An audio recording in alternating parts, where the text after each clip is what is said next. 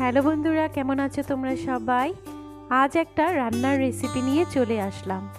আর এখন যেহেতু শীতকাল, তো আমি শীতকালে প্রায় এই রান্নাটা করে থাকি, তো তাই ভাবলাম যে তোমাদের সাথে একটু শেয়ার করে দিই। তো প্রথমেই দেখো, আমি আলুগুলোকে কেটে নিয়ে তারপর একটু বয়েল করে নেব।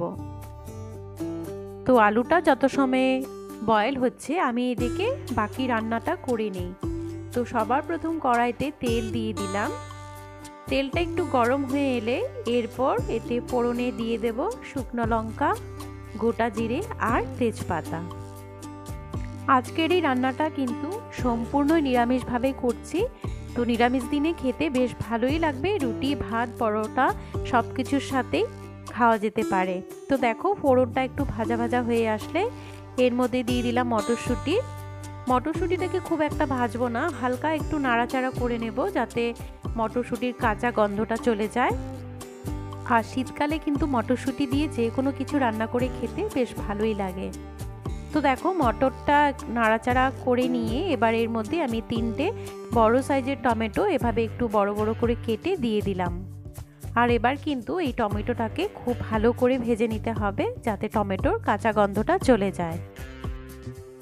আর এবার এর মধ্যে দিয়ে দেব স্বাদ মতো নুন আর হলুদ গুঁড়ো।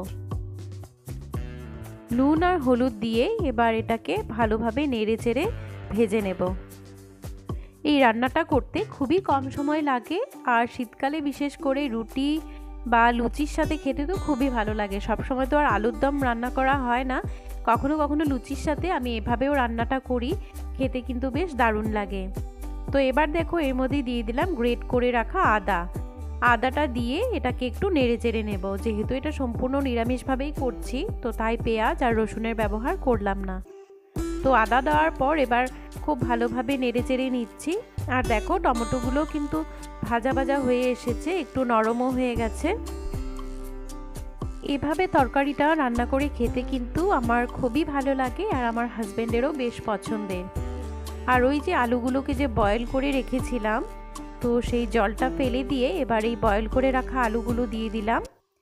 আর যেহেতু এতে নুন আর হলুদ দেওয়াই আছে, তো এক্সট্রা করে আমি নুন হলুদ দিলাম না।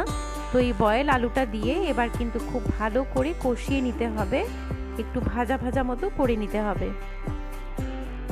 আর এদিকে একটা প্লেটের মধ্যে 1 চামচ জিরে গুঁড়ো আর 1 চামচ ধনে গুঁড়ো দিয়ে একটু জল দিয়ে মিশিয়ে নিলাম।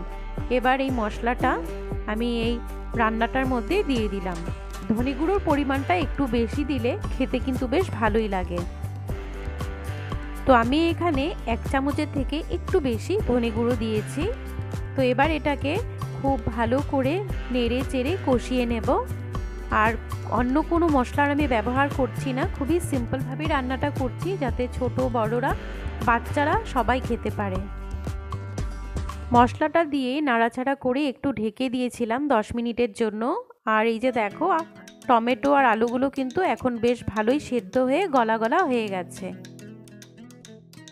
ঢাকনাটা তুলে দিয়ে এটাকে আরও কিছু সময় কষিয়ে নিচ্ছি, কারণ টমেটো থেকে যে জল বের হয়েছে সেই জলটাকে একটু শুকিয়ে নিতে হবে, না হলে টমেটোর একটা গন্ধ থেকে যায়।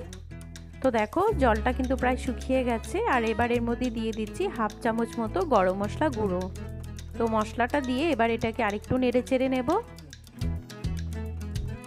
এটাকে নেড়ে চেড়ে এবার এর মধ্যে দিয়ে দিলাম 2টো কাঁচা লঙ্কা। যেহেতু এটা বাচ্চারাও খাবে, তো তাই আমি বেশি ঝাল দিলাম না, 2টো কাঁচা লঙ্কায় দিয়ে দিলাম। তোমরা চাইলে আরেকটু বেশি পরিমাণেও ঝালটা দিতে পারো।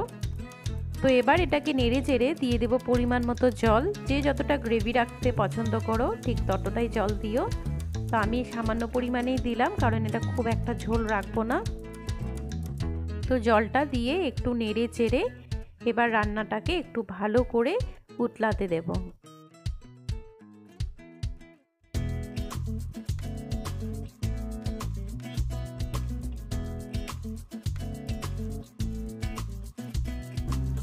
তো দেখো, রান্নাটা কিন্তু আমার প্রায় শেষের পথে। খুবই কম মশলা ব্যবহার করেছি, তোমরা দেখেছো।